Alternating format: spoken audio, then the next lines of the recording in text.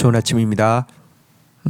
레위기 11장 24절에서 40절 말씀 보도록 하겠습니다. 24절.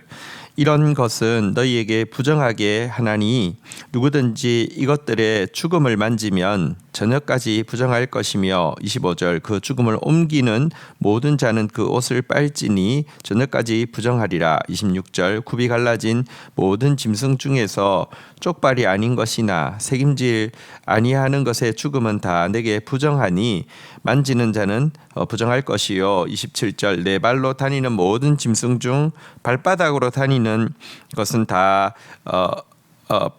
발바닥으로 다니는 것은 다 내게 부정하니 그 죽음을 만지는 자는 저녁까지 부정할 것이며 28절. 그 죽음을 옮기는 자는 그 옷을 빨지니 저녁까지 부정하리라. 이것들은 내게 부정하니라. 29절. 땅에 기는 길짐승 중에서 내게 부정한 것은 이러하니 곧 두더지와 쥐와 큰 도마뱀 종류와 30절. 뱀 부치와 육지악어와 도마뱀과 사막 도마뱀과 카멜레온이니라. 31절. 이 모든 기는 것 중 이것들은 내게 부정하니 그 죽음을 만지는 모든 자는 저녁까지 부정할 것이며 네, 여기까지 먼저 읽도록 하겠습니다. 앞부분에서 이제 정한 짐승, 부정한 짐승 쭉 이야기했는데요. 다시 되새겨 보면 이렇게 들짐승 중에서는요, 그러니까 이 그 가축과 들짐승 중에서는요, 굽이 갈라져 있고 동시에 대새김질 하는 것만 정하다 이렇게 이야기했고 나머지는 부정하다라고 이야기했죠. 어제 어류들 중에서는요, 비늘과 또 지느러미가 있는 것은 정하고 그렇지 않은 것은 모두 부정하다 이렇게 이야기했고요. 또 그리고 파충류 중에서는 뛰는 다리가 있는 메뚜기 종류, 그러니까만 이제 정하고 나머지 부정하다 그랬는데요. 읽었던 본문에서는 보면 어류, 조류, 또 이제 짐승의 부정한 짐승의 죽음을 만지는 자나 또 그 죽음을 처리하기 위해서 옮기는 자들은 다 저녁까지 부정을 입게 되고 옷을 빨아야 된다라는 규정을 이야기하고 있습니다.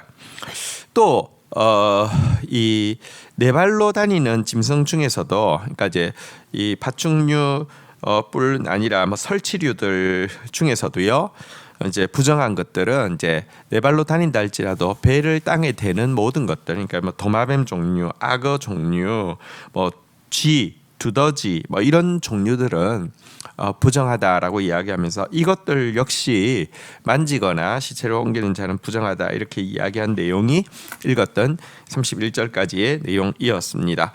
여기서 한 가지 좀 생각해 볼 필요가 있습니다. 죽음을 부정하다라고 이야기하는 것은 굉장히 독특한 구약의 사상입니다.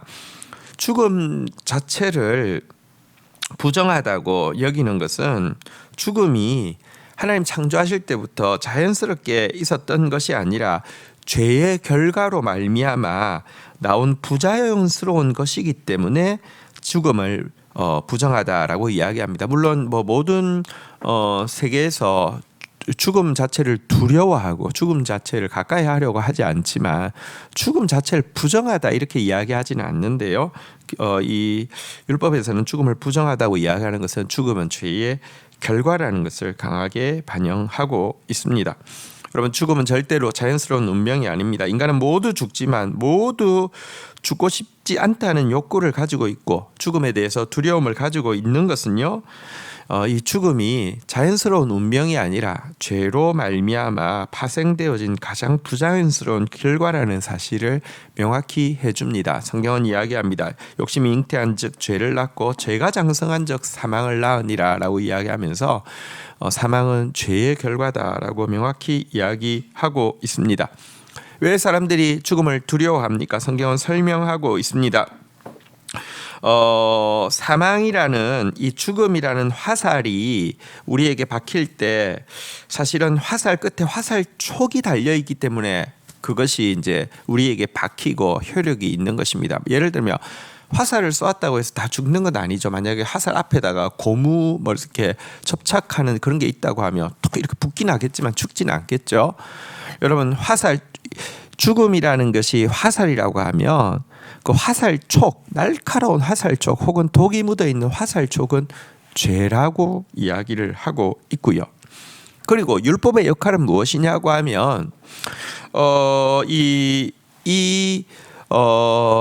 죽음, 그리고 이 죽음이라는 것이 우리에게 두려운 이유는 바로 이 죄라는 화살촉인데요. 이 죄와 죽음을 마치 활 시위처럼 팽팽히 당겨서 탁 놓음으로 말미암아 우리에게 더 정확하게 죽음과 죄에 대한 깨달음과 두려움을 주는 것이 율법의 역할이다. 이렇게 이야기를 하고 있습니다. 사망에 쏘는 것은, 그러니까 사망의 화살촉은 죄요. 죄의 권능은 이 죄라는 화살촉을 이렇게 힘있게 날아가게 하는 힘은 율법이니라. 이런 이제 로마서의 말씀이 있죠. 사망에 쏘는 것은 죄요, 죄의 권능은 율법이니라. 이 말씀이 바로 그러한 뜻입니다. 이것이 지금 구약 음식의 정결 부정을 이야기하는 때에 그 마치 유치원생들에게 이렇게 실습으로 가르치는 것과 같은, 여기에서 죽음에 대해서 계속 부정하다, 옷을 빨아야 된다, 가까이서는 안 된다, 이렇게 이야기하는 의미라고 할 수 있겠습니다. 32절부터 보도록 하겠습니다. 이런 것 중 어떤 것의 죽음이 나무 그릇에든지 의복에든지 가죽에든지 자루에든지 무엇에 쓰는 그릇에든지 떨어지면 부정하여 지리니 물에 담그라. 저녁까지 부정하다가 정할 것이며. 33절, 그것 중 어떤 것들이 어떤 질그릇에 떨어지며 그 속에 있는 것이 다 부정하여 지나니 너는 그 그릇을 깨뜨리라. 34절, 먹을 만한 축축한 식물이 거기 담겼으면 부정하여 질 것이요 그것은 그릇에 담긴 마실 것도 부정하여 질 것이며. 35절, 이런 것에 죽음이 물건 위에 떨어지면 그것이 모두 부정하여 지리니 화덕이든지 화로든지 깨어버리라. 이것은 부정하여 져서 너희에게 부정한 것이 되리라. 36절, 샘물이나 물이 고인 웅덩이는 부정하여 지지 아니하되 그 죽음에 닿는 것은 모두 부정하여 질 것이요. 37절, 이것들의 죽음이 심을 종자에 떨어지면 그것은 정하려니와. 38절, 만일 종자에 물이 묻었을 때는 그것이 그 위에 떨어지면 너희에게 부정하리라. 39절, 너희가 먹을 만한 짐승이 죽을 때에 그 죽음을 만지는 자는 부정하여 질 것이며. 40절, 그것을 먹는 자는 그 옷을 빨 것이요 저녁까지 부정할 것이며 그 죽음을 옮기는 자도 그의 옷을 빨 것이요 저녁까지 부정하리라. 자, 위에 앞부분에서 이제 부정한 파충류, 설치류들에 대해서 이야기했는데, 이것들이 만약에 죽었는데 그것이 나무 그릇에 떨어질 경우, 의복에 떨어질 경우, 가죽이나 자루에 떨어지거나 접촉될 경우는 어떻게 해야 되는지에 대해서 이야기하고 있습니다. 부정한 것이 이게 그릇이든지 옷가지든지 가죽이든지 떨어졌을 때는 어떻게 해야 되느냐, 이것에 대해서 여러분 이제 물로 씻어서 물에 담궈서 저녁까지 담궈 두어야지 정해진다라고 이야기를 하고 있고요. 심지어 질그릇 같이 그 이제 죽은 시체가 떨어졌을 때 그것에 물이나 피 같은 게 배어 들어갈 수 있는 것이나 화덕이나 화로 이런 것들은 혹은 또 이제 그 시체를 건지는데 사용한 도구들도 이렇게 부정하여진다라고 이야기하고 있고요. 특별히 질그릇 같은 경우는 이렇게 깨트리라 이렇게 이야기를 하고 있습니다.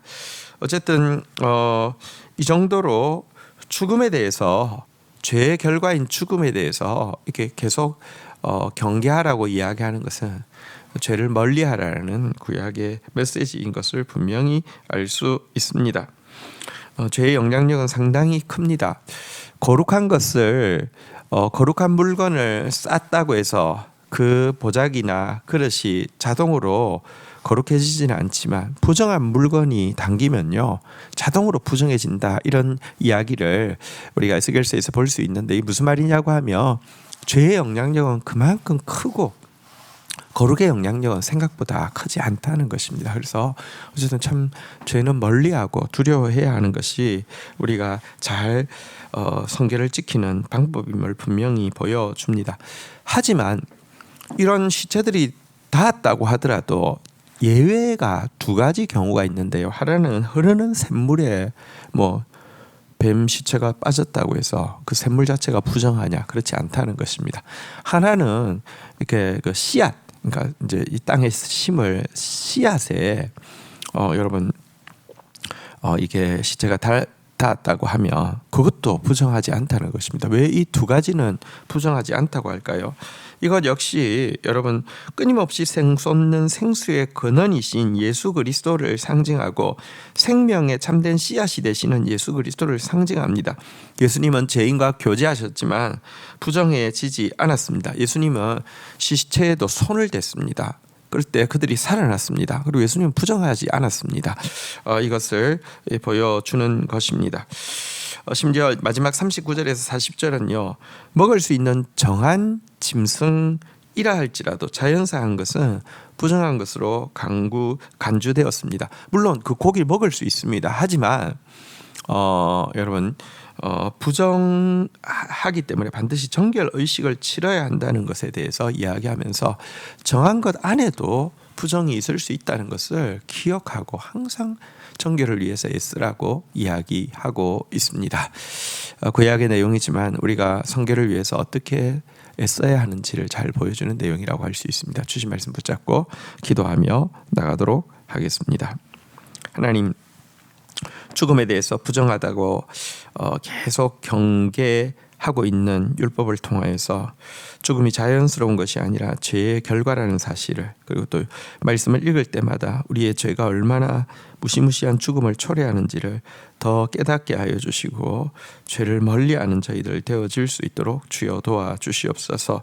죄의 영향력이 얼마나 크든지 조금이라도 접촉되어진 것은 씻어야 하고 심지어 질그릇을 깨트려야 한다는 규례를 통해서 보게 됩니다. 하나님, 죄를 멀리하는 자 되어지게 하여 주시고, 그러나 생수의 근원과 생명의 씨앗은 이것으로부터 영향을 받지 않는다는 것도 보았습니다. 생수의 근원이신 예수께 가까이 하는 것, 생명의 씨앗인 예수님의 말씀을 우리 안에 심는 것이 부정을 이기는 능력임을 잊지 않게 하여 주시고, 매일 주의 보혈에 씻고 매일 생명의 말씀을 먹는 자들에게 인도하여 주옵소서. 예수 그리스도의 이름으로 기도 올립니다. 아멘.